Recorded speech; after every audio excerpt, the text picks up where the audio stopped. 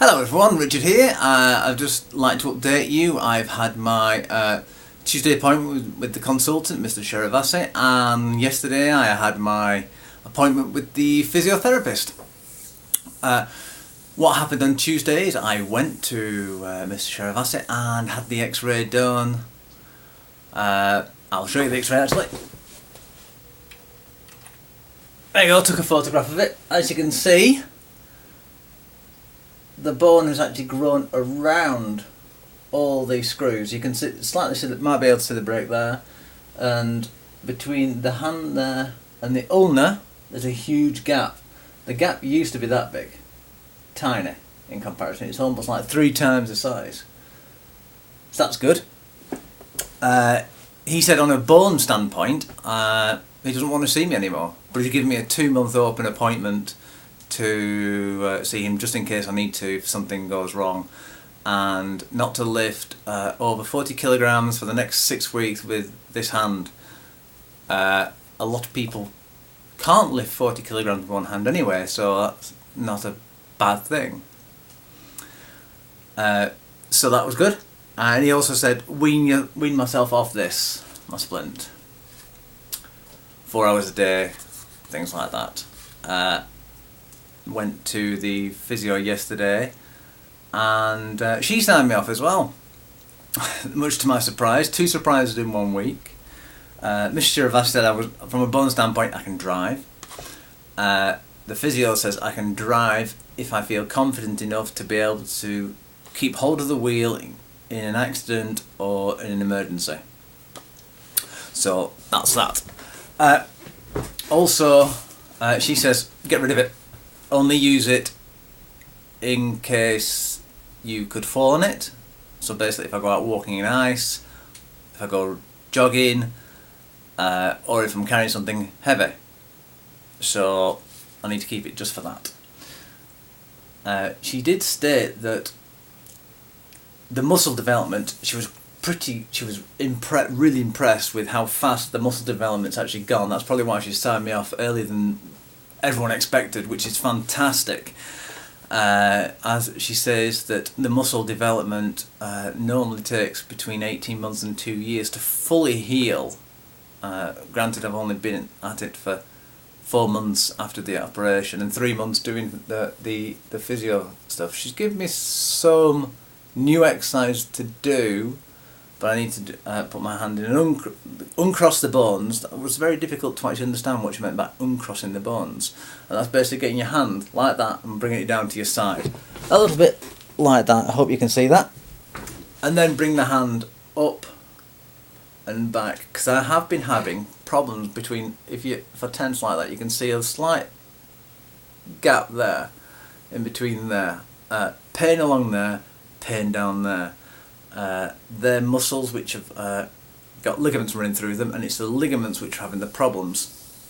So those will hopefully stretch the ligaments and strengthen the muscles around it. Once that gets easier, I can start using little weights. Like grab hold of a weight, 1 kilogram, do that, 2 kilograms, 3 kilograms, etc., etc. So I told her what Mr. Sheravasi said about 40 kilograms, and she said, well, no handstands then, no handsprings. So yeah, okay, fine, I can do that. So that was good. So yesterday, to celebrate, I did some exercise. I've taken some photographs this morning of me, so I have a photographic reference of what I look like now, and I've even measured myself, and I've got some slight decreases in certain muscular places, like shoulders slightly decreased. I've got an inch off my biceps, which is to be expected. My neck is smaller. My thighs are about the same, because my thighs have always been the same. My hips are the same. My waist, I'm now a 33 instead of a 31.5, so that's to be worked on. My chest is smaller, but that's to be expected because I haven't really been able to use my arms properly or do press ups or any bench presses. So these are the photographs. That's the front one. I'm actually a bit more developed than I expected. Apart from the love handles are back. That's where the problems are coming from. You can't see because of my elbow. The back there is starting to fill in a little bit. And look, there's no chest. I've lost most of it on my chest and my arms as well. It just goes straight down. Beforehand it started nicely. My guns started showing. And that's my back. That is where all the problem is. All building up around that area there. And there. And there. So that's where the muscle, so that's where the fat always comes on first. So basically you lose your back first. Which is strange because you look at your front and you think, oh, I still look good, but you're not. Your back is actually the one which is gaining the fat and storing it. So that's what you need to work on. That's where most people have the problems. That's the love handles, really. It's mostly the back rather than the sides. So that's that. Right. I started doing some running the other day, and I used an application called Zombies Run, and it's quite fun actually. It helps you match your goals. When you run, you can listen to your own music, or I listen to nothing. I kind of like to think, and then every so often it goes, "You have collected trousers," and there's a little bit of story every 5 minutes or something like that. A bit of story comes in, and sometimes if you've got the option set on, if you're good enough, you've got to outrun zombies. So you basically got to run faster, get your cardiovascular up, and slow down. Now, before I downloaded the app, I was a bit concerned with, because we're on pay-as-you-go on the iPhone, and I didn't want to use money needlessly on this. So I did a bit of research. I found out that if you localise it and then put the accelerometer on, basically you have to measure your stride, put that in, it doesn't use GPS. So, or you can actually not track yourself at all, and basically it just does it on time. And basically if you go faster, basically it's how fast it vibrates up and down, possibly wherever you're holding it. So that's that. It is fun. The story is quite good, and I'm enjoying it. And I must admit, I've forgotten how much I do love to run, and this is making it even more better, because I like to make stories up in my head as I run, and this is helping me make up more stories. That's great. Yesterday I did celebrate actually with some weightlifting. Light weights, 7.5 kilogram dumbbells, 7.5 kilogram kettlebell, doing mainly upper body work.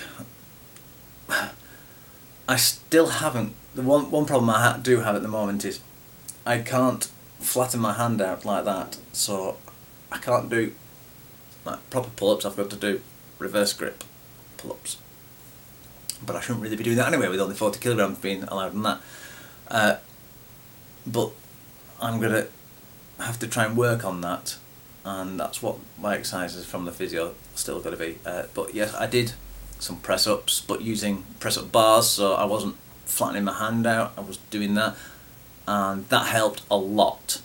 If you have wrist problems, get some push-up or press-up bars, which you put on the ground, you grab hold of. You might need to put a bit more padding around depending on how cheap they are. Kind of cheap, they kind of cut in there, so a little bit of pipe lagging around it, gaffer taped on. That does help, and it puts less stress on your joint, so you've got less chance of actually wear and tear. So that's good. I'll be using those from now on. And I did quite a lot, and it feels so good today. My muscles are really sore. I mean, really sore. But I'm euphoric about it. It's fantastic. I really am happy and ecstatic, and all the things which come with it. One of the things I've forgotten about exercise is the euphoria and heightened emotions in many ways. I won't go into the details on that, but manly things, that's what happens when you do exercise. It does happen, and it does happen quite a lot, that you can have not mood swings, but you can feel as though you are the eye of the tiger. Yes, you are. Yeah, and so that's pretty good. I like that feeling. A little bit too much at the moment because I'm not used to it. Again, I weaned myself off it, so I need to get back into it to actually be able to get an even keel. Oh, I still need to rub this as well because apparently the scar tissue stuck to the ligament and bone, and that could be part of the problem which I'm having. Did I mention about the physio and driving? Oh yes, I did, yes. So I'll be trying to do some driving at weekend, hopefully if it doesn't snow. I don't really want to drive even with this as it is in its condition in ice, because literally my confidence isn't there at the moment. And that's not good. So that was life. A little bit of game, but I'm going to go into games later on. For screen, nothing much. Watched Immortals the other night, quite enjoyed it. Didn't like all the enemy outfits. They made it try and look too much like 300. Stylized, very high contrast and gamma. Other than that, it was fine. It was alright. It was a good film. Henry Cavill definitely carried it. He really did. And you can definitely see how he got Man of Steel from that film. Watched Last Stand, Arnold Schwarzenegger Last Stand as well. Enjoyed that, very adult. Immortals isn't as bloody as 300. They seem to have cut out a lot of it, which is good. It's more clinical. But it's still got some there, so just a warning if you don't like gore. Some disturbing moments in it, but it's easier to watch than 300. Right, so that's that screen over and done with. Next is games. As I've started already, I've been using Zombie Run. Next thing I'd like to point out is the Humble Store at the moment, because out of this, the other day I found from $9.99 to 99 cents, they have daily deals, and it's really good. For getting a decent game, might be about 5 years old, something like that, for 99 cents, which is 69 pence in Britain. It's fantastic, because I got, ages ago, Trine on it. And I already had Trine 2 from a Humble Bundle a long time ago. And the last 3 days, I've been playing on this. It took me 13 hours to complete the game with the extra bonus level which you get after playing the game. And I thoroughly enjoyed it. Platform 2.5D platform game where your characters are all merged into one artifact, which you don't see, but what you do is you see the embodiment of each one of those characters. You can flip between the three, and that's how they get around it in the story-wise. Basically, you can actually flip from sorcerer to female thief, she's my favourite, and the pot-bellied knight by just a button press, and each one have their own abilities, and you use them to get through. It's a puzzle platform, definitely. There are multiple ways to get through the puzzles depending on who you've got alive still. If they die and you go back to and you go past a checkpoint, the one which died actually comes back because they get absorbed into the Trine. It is really good. I would definitely recommend getting it. Anyone to get it. It's fantastic. Well worth the money. Even now that it's gone back up to $9.99, that's $9.99, so that's about £6.80. Fantastic. Trine 2, I've played the first 2 levels a while back, and that's brilliant as well. That's what got me to get this. Fantastic game. Can't praise it enough. Brilliant. Right, the next one, unfortunately, is a downer. These people, King Games, Candy Crush Saga. Yes, you know who you are who play these things. Anything with the word Saga after it is probably a King game. They are being immoral, they are being silly, they are being greedy, it's absolutely stupid what they're doing. They are trying to trademark on the US Board of Trademarks 2 standard words, candy and saga. What a stupid thing. Alright, we'll go back to this. There we go. There we go. This is the Banner Saga. They've been given a lawsuit. They've been sued for having saga in their name, the Banner Saga. It's a Norse mythological story. What are Norse mythological stories? Sagas. Yes, you've got it. What a stupid... Oh, they have really angered me. And... Oh, sorry, wrong way. And these people... Oh, we thought when Zigna, Farmville and things like that were doing their silly things, we thought, oh yes, these are the people which will revolutionise the mobile companies. They will bring it back and won't do anything stupid. And now they're doing it. Even worse, actually. They are stupid. Their games have got paywalls in it that you've got to either grind through stupidly to actually get to it. You can only do 3 quests a day on Candy Crush Saga to actually be able to get to the next level later on. It's ridiculous, and people are getting hooked on it all the time. What I recommend you lot do is delete them. Get rid of them. If they don't get the traffic, they will sort out their problems and they will do things better. Because trying to trademark names in games or anywhere else is stupid. It's a single word. Now, if they did it for the full title, it wouldn't be bad. But it's just a single word. It's in the English dictionary. So what are they going to do? Charge the dictionary for having that word in it? It's ridiculous. Last night, when Victoria got home, she has it on a couple of her devices, Candy Crush Saga. I said, I told her about it. I said, I'd like you to delete them off there. But first, I'd like you to read the story. The news story which I found. And when she read it, she immediately turned around and deleted them. There are plenty of good small indie company match 3 systems out there. Oh gosh, there's one called Fruit something or other. Just hold there a minute, I'll go and get it. Because I want to extol their virtues, and hopefully they won't turn out to be the same. Let's have a look. Oh, it's booting up. So I'll just complain more about Kings at the moment. Okay.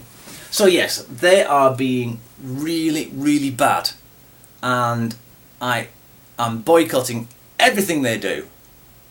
I don't want to even contemplate it. If anyone in our family touches it, I will ask them, please, leave it alone. If they don't leave it alone, that's fine. That's their view. But I would like them to leave it alone. I would like them to lose money over this, so they actually realise they're doing stupid things, and then stop this silly trademarking. Ridiculous. Anyway, here we go. Right. There we go. There we go.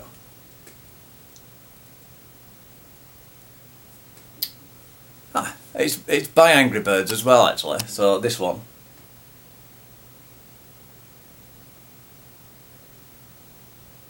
So Angry Birds is actually a bigger company. They aren't as big a pain in the bottom. They're doing it right. They're not trying to trademark single words or anything like that. Granted, you still have to pay. There we go. Juice Cubes. And it's actually almost identical. It's what people call a clone. So it's fine. They're trying to trademark a name, so they don't lose their IP, their intellectual property. How can you say Candy Crush Saga is anything like Banner Saga, where it's a story-driven strategy RPG? No. I'm turning into Angry Joe on this. I really am. but I won't swear as much as he. It's ridiculous. People, don't go after money. Go after enough money to keep you going, and that's it. That's all you need to do. Right, I'm gonna carry on now, because it does anger me, that. Another thing which angers me, actually, unfortunately, is Shadows of Mordor. I looked at it and I thought, oh, this looks like a really good game where you play a ranger, you're going into Mordor, mopping up orcs and finding out things. They've got a nemesis system which is unique to your playstyle. They create the nemesises based around what you've done and how you act to make it challenging, make it different every play. Excellent. It's a big clone on Assassin's Creed. Absolutely, I don't deny that. It looks nice. It's a bit violent and a bit bloody, but unfortunately you do get that with Assassin's Creed clone games. What I hate about it is they've tried to put in a detective mode, by imbuing him, the ranger, with a wraith. A man of good with a wraith inside him. No. No, no, no, no, no. No. Tolkien will be turning in his grave, and if the Tolkien estate pass this, they need their heads seeing. Goodness gracious. The wraiths are evil. If a wraith inhabits you, you turn into a wraith yourself. So they can't be any good about it. Sorry, need a drink. So it's ridiculous. Absolutely stupid. So I was hoping to try and pick this up when it comes out. Not now. No. No, it's still stupid. It's coming away from all the things that Tolkien wanted the world to say and bring out. It doesn't mean, oh, if there's something evil out there, I will join with it and deal with all the evil stuff with the evil ways. No, you don't. You try and battle evil with good. That's what Tolkien was doing. That's why there were hobbits there. Goodness me. They were almost goodness personified, apart from their slight gluttony. They were passive, yet they ended up being the linchpin in the entire series. Anyway, that's that. Back to Minions. There we go. That makes you feel good. Look at a Minion poster. Anyway, so that's that really. That's all the games. So that's my little bit of a rant. I will probably have more rants later on. Because it's good to actually point out the good and the bad. As long as you can get a balanced view, then it's not too bad. So I will leave you all there, and hopefully I'll keep in contact with you all again soon. Okay, thank you all for watching. See you later now. Goodbye.